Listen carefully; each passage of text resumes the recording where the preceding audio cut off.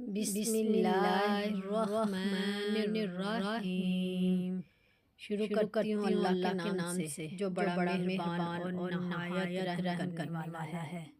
حضرت ابو بکر نفع بن حارث ثقفی رضی اللہ تعالیٰ عنہ سے روایت ہے، رسول اللہ صلی اللہ علیہ وآلہ وسلم نے فرمایا، زیادتی اور قطع رحمی سے بڑھ کر کوئی گناہ ایسا نہیں جس کی سزا اللہ تعالیٰ دنیا میں بھی جلدی دے دیتا ہے، جبکہ اس کے ساتھ اس کے لیے آخرت کا بھی عذاب سنبھال رکھتا ہے۔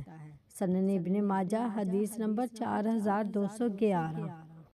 حضرت عبداللہ بن عباس رضی اللہ تعالیٰ عنہما سے روایت ہے کہ ایک خاتون نے نبی صلی اللہ علیہ وآلہ وسلم کی خدمت میں حاضر ہو کر عرض کیا، یا رسول اللہ، میری ہمشیرہ فوت ہو گئی ہے اور اس کے ذمے مسلسل 2 ماہ کے روزے تھے۔ رسول اللہ صلی اللہ علیہ وآلہ وسلم نے فرمایا، بھلا اگر تیری بہن پر قرض ہوتا تو کیا تو اسے ادا کرتی؟